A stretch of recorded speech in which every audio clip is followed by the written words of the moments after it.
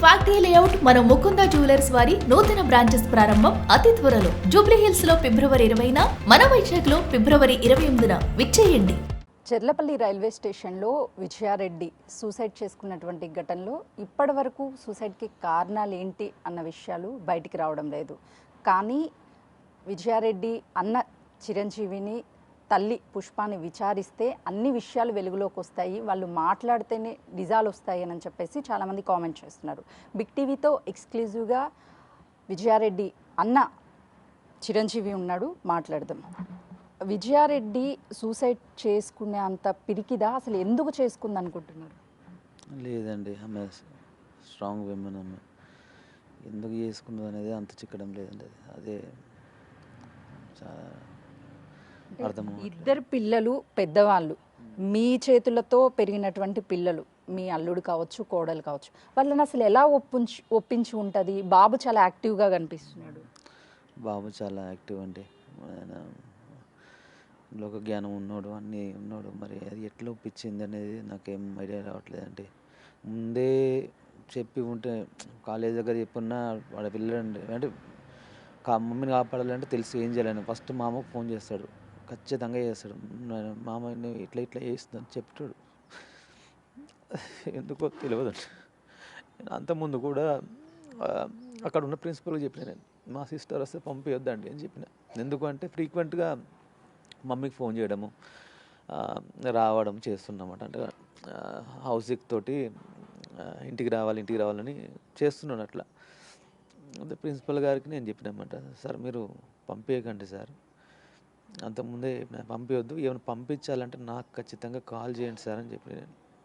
మరి ఆ సారు ఆ రోజు కానీ ఒకవేళ సార్ కాల్ చేస్తుంటే అట్లీస్ట్ మీ చెల్లి మీ పిల్లల్ని కాపాడుకునే నేను చెప్పిన, మేడం అంటే తెలుసు కదా, ఇప్పుడు ఫ్రీక్వెంట్గా వస్తున్నాడు, ఆల్రెడీ నేను వద్దని చెప్పాను, పంపించొద్దు అని చెప్పాను.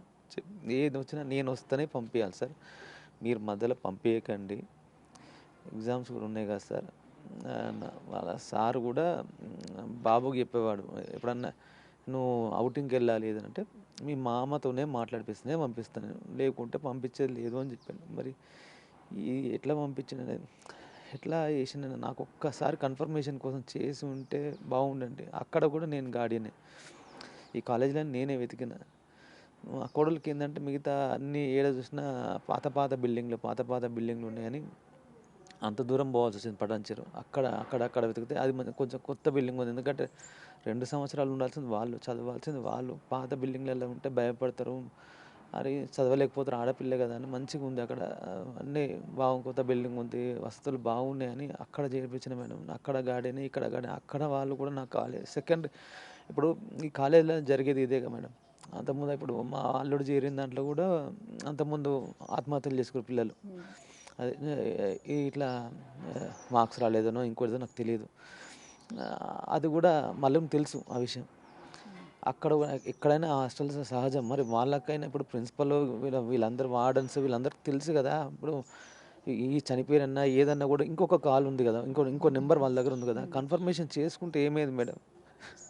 అంత ప్రతి ఒక్కరికి తప్పే ఉంది మేడం, ఇలా వ్యవస్థ చాలా తప్పు ఉంది మేడం.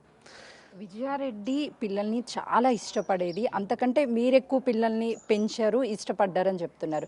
ఎందుకు పిల్లలకి దూరంగా హాస్టల్లో ఉండాల్సినటువంటి పరిస్థితి వచ్చింది? అర్థం కాలే మేడం. అంటే ఇద్దరు పిల్లల్ని ఎందుకు హాస్టల్లో ఉంచారు? అదే 10th దాకా చిన్న 3 years మా కోడలు, నాకు తెలిసి 2 years అనుకుంటా, మా 1 year, చిన్న పిల్లలు 3 years ఉండొచ్చు నాకు తెలిసి. అప్పటి అక్కడ వాళ్ళకు కొంచెం కొట్లాట్లు అయితే, అంటే వాళ్ళ అత్త మామయ్య వాళ్ళతోటి సంథింగ్ అప్పుడు ఉంటాయి కదండి, సహజంగా ఉంటాయి కదా. అప్పుడు నేను చెప్పేది ఏంటంటే, ఎప్పుడంటే ఒక 14 ఏళ్ళ క్రితం నేను అనేది. అప్పుడంటే ఇక మనకున్నది ఎవరు, నాకు బావ కాల్ చేసి ఉండే బావ. అప్పుడు నేనేది చెరువు రండి అంటే నేనే బావని, అప్పుడు నాకు బండి ఉండే 2 wheeler, బండి మీద మా బావని మా చెల్లెని ఇద్దరు చిన్న పిల్లల్ని తీసుకుని వచ్చినట్టు, తీసుకుని ఇక్కడ వచ్చి పెంచుకున్నా. మా ఇంట్లోనే పెంచుకున్నా. 10th class దాకా కూడా నేనే స్కూల్ మాట్లాడిన, ఇక్కడ చూసుకునేది బాగానే. ఇక్కడి నుంచే చదివారు. మావాడు పోయి 1 year అవుతుందండి, నన్ను వదిలిపోయి ఓన్లీ 1 year అవుతుంది.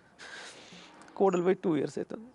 ఎప్పుడు కూడా చెప్తున్నా అసలుకి మీకు పంపించకుండా నేను ఇక్కడ పెట్టుకున్నా అయిపోతున్నాను ఏమో నాకు అర్థం అవుతలేదండి. అసలు ఏం మాట్లాడుతున్నా నాకేం అర్థమైంది. నాకు ఇంకా కోలుకోలేకపోతున్నా అసలు ఈ బాధ.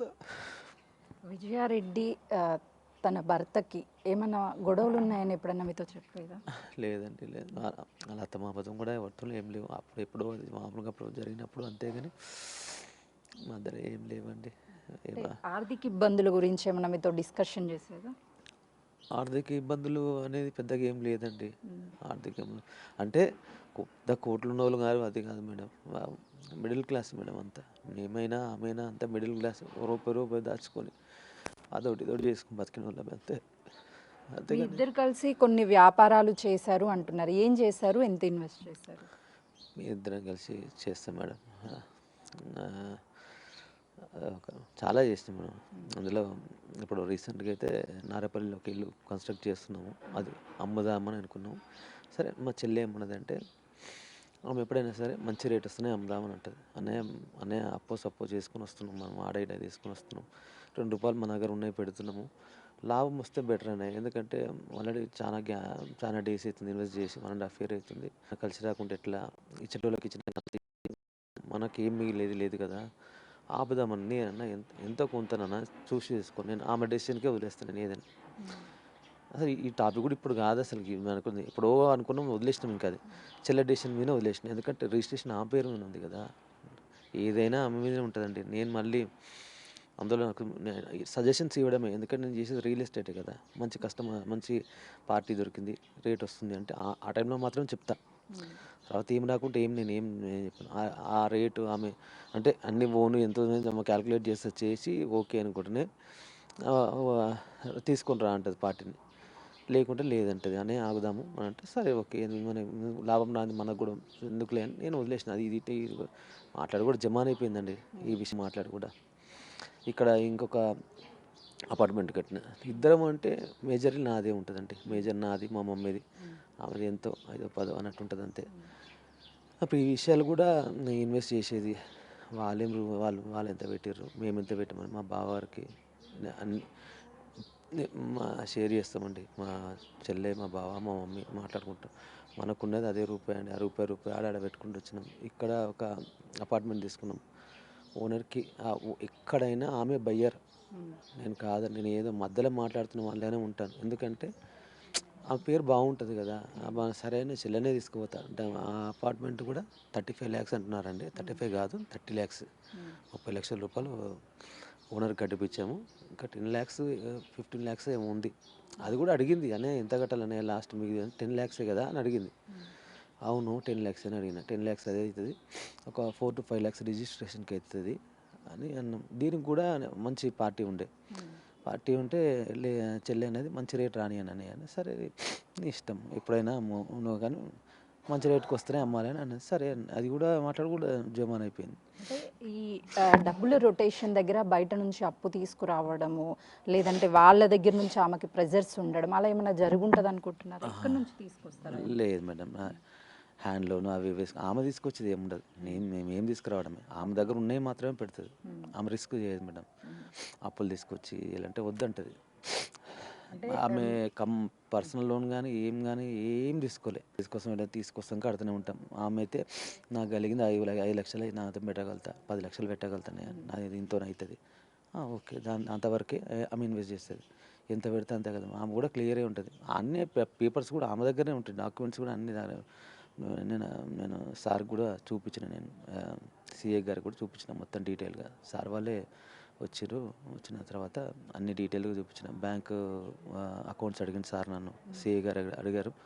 సిఏ గారికి ఒక 4 అకౌంట్ ఇచ్చిన తర్వాత సారు వివిధ డాక్యుమెంట్స్ కూడా చూపించిన, వేరే చూపిస్తే అవును రెడ్డి గారు అని సార్ కూడా చాలా బాధపడ్డాడు. అసలు ఇది ఇక్కడ జరగవద్దు రెడ్డి గారు, మీకు ఇంత మొత్తం ఫ్యామిలీని కూలిపోయారు.